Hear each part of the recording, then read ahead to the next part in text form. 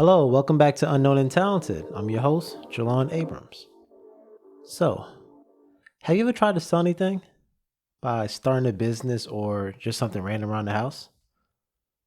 Let's just say your shirt, for example, the shirt you have on right now. How much would you say that shirt is worth? I need you to think bigger. Think bigger. Let's go crazy. Let's say the shirt is worth $1,000. All right? And now you're going out to try to sell it.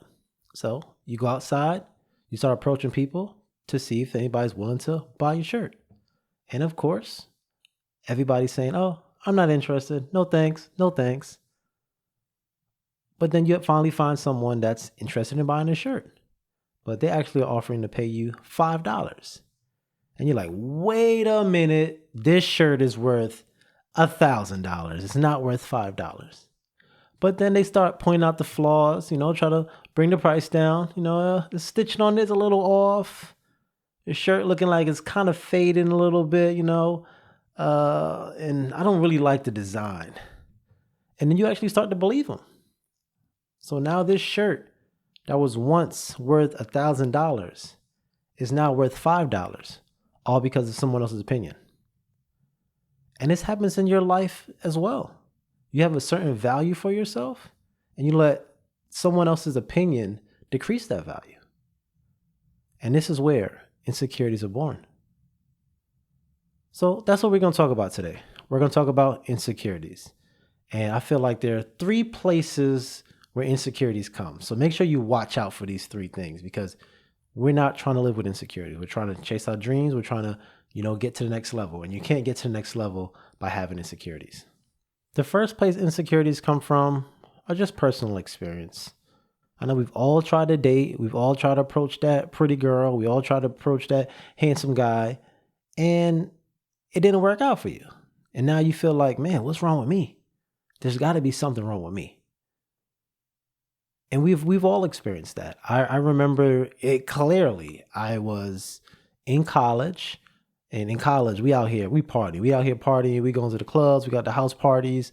And this is at a time where you can actually dance. People are actually going to places to dance. So it wasn't like you had to know the person. Like, you would literally see a woman dancing and you get behind her and y'all are dancing. And it's like, that's what we did. Now it's a little different. They got creeps and stuff out here, I understand. But that time when you can just dance and have a good time with somebody you never knew, classic. I mean, it was classic. So if you missed that chance, I'm sorry, you just missed it.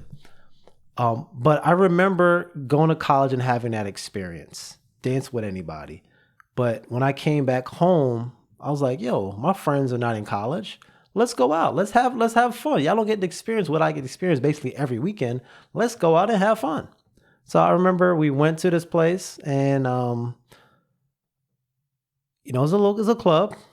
It wasn't as packed as it usually is, because I went to A&T. That's technically a party school, but this place wasn't as packed. So it didn't have a lot of women in there. The floor was mainly empty. So, they had about 6 or 7. Like I said, it was basically empty in there.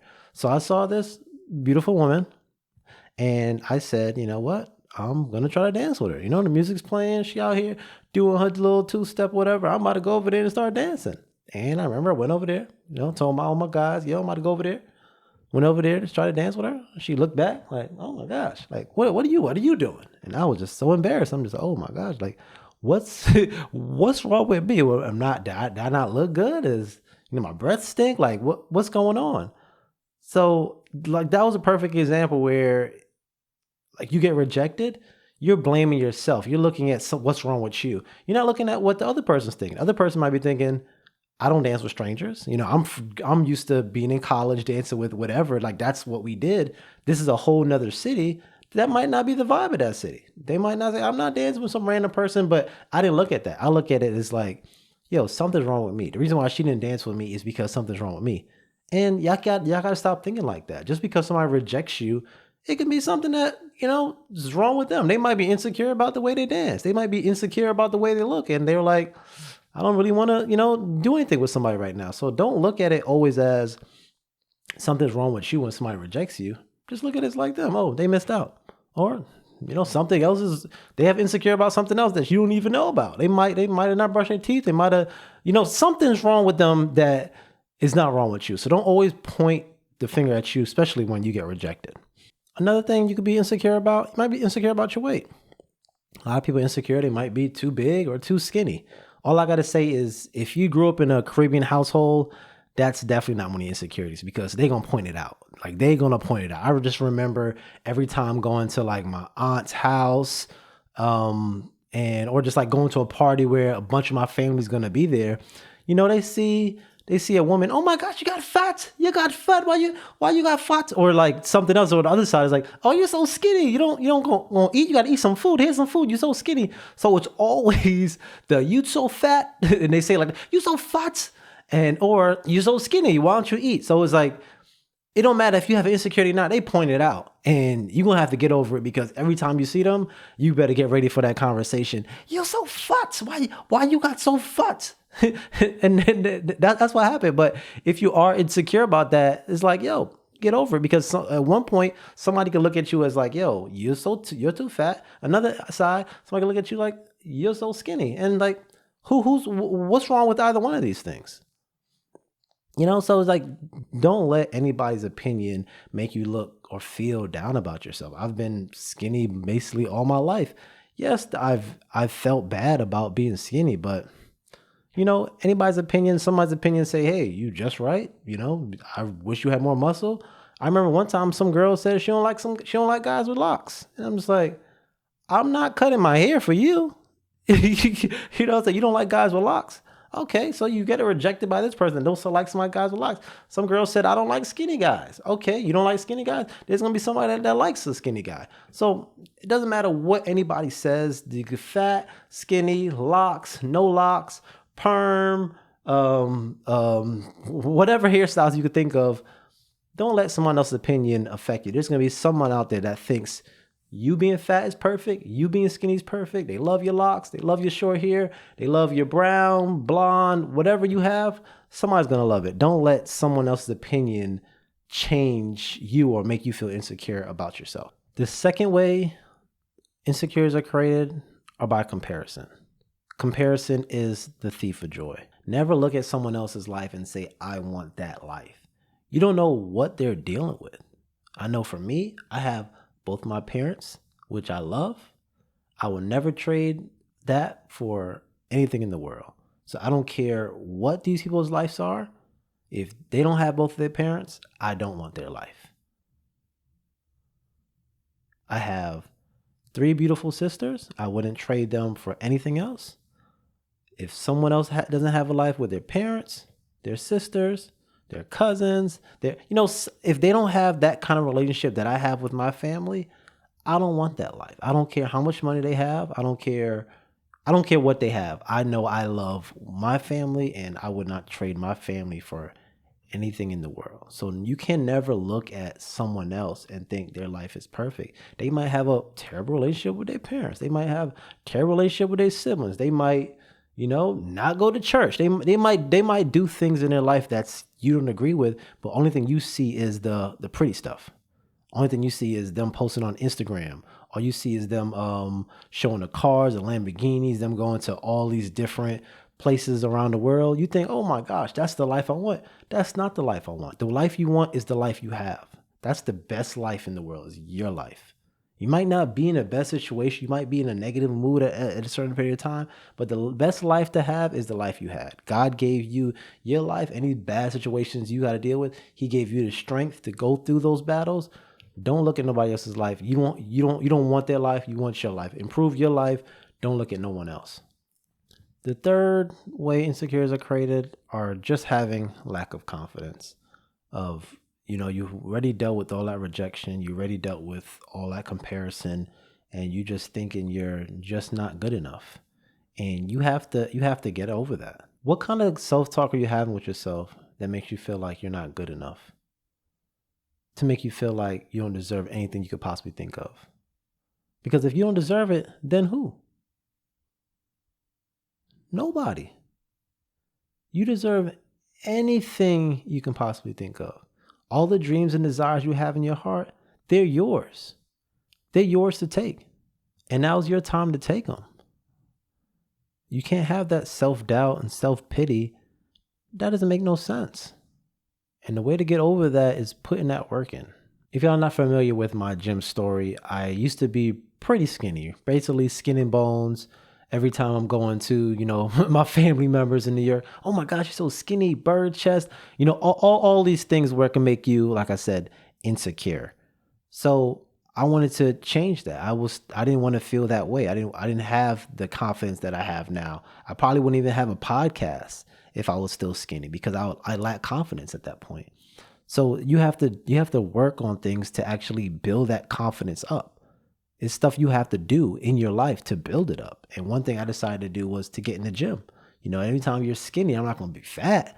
So I said, you know what? Let me get working out, get some muscles, get some weight on myself so I can feel better about myself. And I remember even starting off my fitness journey, I used to go to the gym super early in the morning.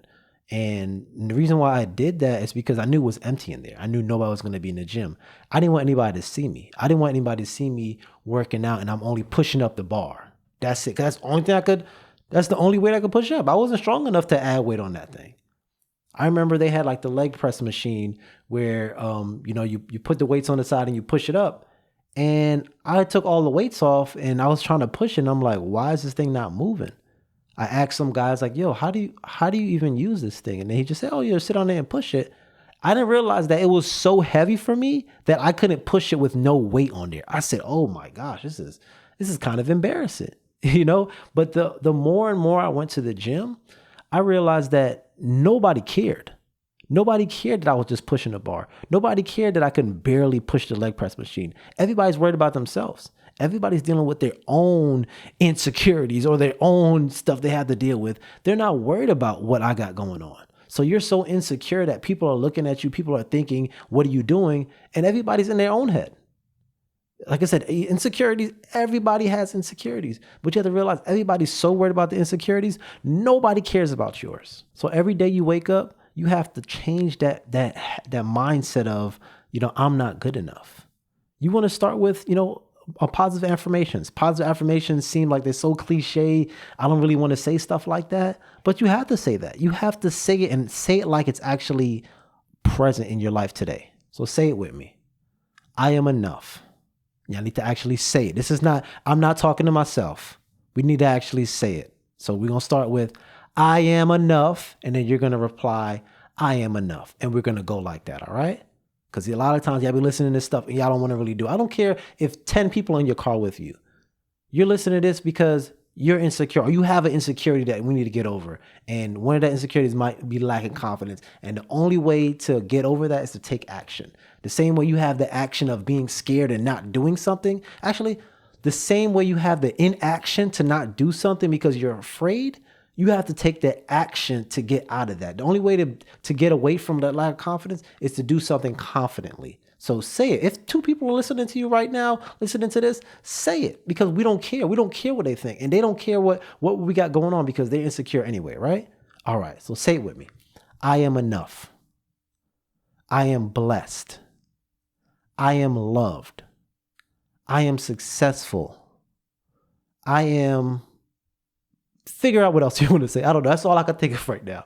but that's what you want to say. And you say that every single morning. Stare yourself in the mirror and say that because we're going to start believing it. We're not going to say, I will be blessed. I will be loved. We want to say, I am, because that's what you currently am.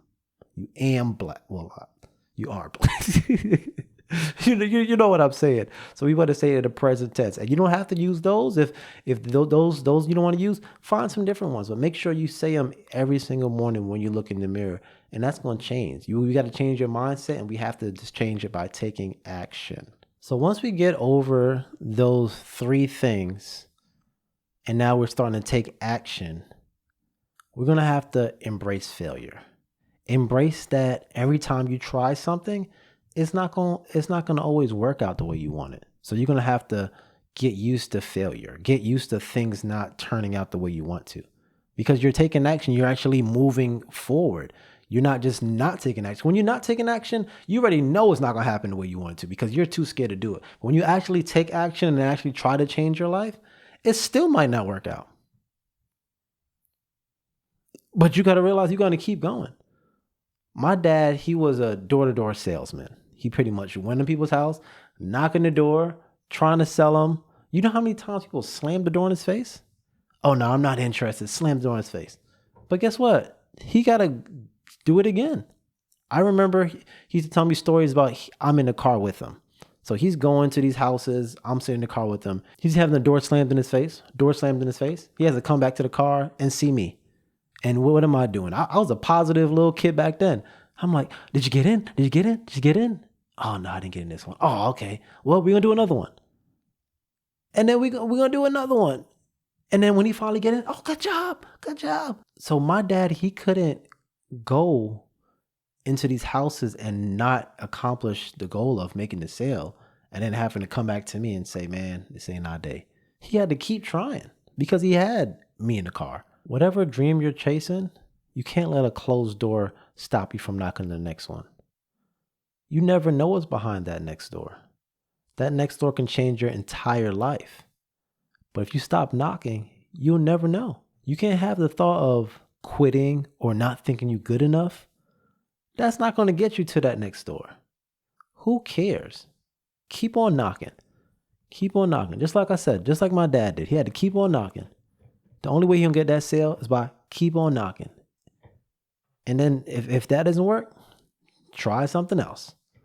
But you're not going to be able to achieve anything by quitting or thinking you're not good enough. The insecurity you have does not matter. And then the last thing you're going to have to do to get over these insecurities is surround yourself with people that are going to feed into the positivity. I love my family. I love my Caribbean family, but you can't have that kind of energy in your circle. You can't have the, oh, you're so fat.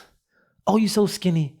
You can't have that kind of energy in your circle because we want to improve. We want to chase our dreams. So you got to make sure the people that are in your life, they're not out here reminding you of, I'm so fat, I'm so skinny, or I'm not good enough. Have the people that are playing into all your strengths. You are good enough. You are loved. You are blessed. Those are the kind of people you want to have in your circle because that's the only way you're going to get to the next level. You want to find people that are doing the same thing you're doing. They're out here not lacking confidence. They're out here saying positive affirmations because they're going after their goals. Now you can be inspired by them and also do the same thing and do it together. That's the way you're going to get over the insecurities because we're not even thinking about the insecurities anymore. We're just pushing. We're just pushing and just doing it.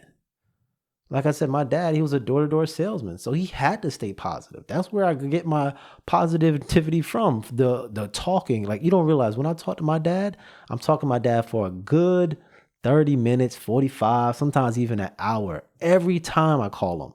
Every time I call him, I know it's a long conversation. But what is he doing? He's feeding me positivity every single time. It's never negativity. Because if I'm talking, you can't talk to somebody for over 30 minutes and it's all negativity. It's all positive. It's all, I love what you're doing. Try this, try that, try that. That's the kind of people you want in your life. The people that's going to push you to help you get past those insecurities. We're not even thinking about your weaknesses. We're not even thinking about none of that. We're thinking about positivity. And that's what you need in your life. Because insecurities are honestly not even real. Insecurities are not real. They're imaginary. If a child were to tell you there were monsters under my bed, what would you do? You'll probably get a flashlight, go under the bed, show them, there's nothing down here. There's nothing to be afraid of. Like, right? How silly is that? Like, to think there's a monster under your bed. Crazy, right? So why are the insecurities you had as a child still present in your life today? Are there monsters under your bed? Are you afraid of that boogeyman in the closet? It's time to grow up. It's time to get past these insecurities. They're not real. You're an adult. We're not kids anymore. Get over that insecurity. It's okay. It's okay to have that, to have that in the past. But like I said, we're adults. That's all I got for you today, guys. Hopefully y'all able to take that message and get over the insecurities. Because like I said, they're not real. There's no monster under my bed. There's no boogeyman in my closet. And the insecurities I have, I'm not worried about them. Because honestly, nobody else is worried about them. So use those tools. Get over those insecurities. Chase those goals. Because insecurities are just holding you back. They're holding you back from being great, from checking off all your things on your to-do list. So just get over them. Like I said, it's not real at all. But hopefully y'all enjoyed that conversation. It was, pretty different. But just make sure y'all remember to like, comment, share, subscribe, rate the podcast. And when you do tell your friends about this podcast, make sure you don't tell them my friend. If like we know each other personally, don't tell us, oh, my friend Jelan got a podcast. Say this podcast I listened to is really good. Because you gotta realize when you say my friend got something, you're like, oh, it seems like it's a low quality thing, right? But if you tell somebody, oh, this podcast I listened to is really cool. Now I was like, oh, let me check that podcast out. Instead of saying, oh, my friend. Because my friend, for some reason, when somebody says my friend, I think something that's on a budget, right? You think it's, oh, that's on a budget. This is not on a budget. I got this mic. I got the lights. I got the camera. So make sure y'all tell all y'all people about it. And don't say it's your friend. Don't even say my name. Say, oh, it's a cool podcast called Unknown and Talented. Yeah, make sure you do it that way, all right? But that's all I got for y'all today. Hopefully y'all enjoyed it. Like I said, I said everything I want to say. I'm out of breath. But y'all enjoyed. I appreciate y'all even getting this far. So have a good week and, see y'all next week. Unknown and Talent. Oh, I got an outro, right? Well, again, my name is Jelan Abrams. Unknown and Talented. We'll see you next week.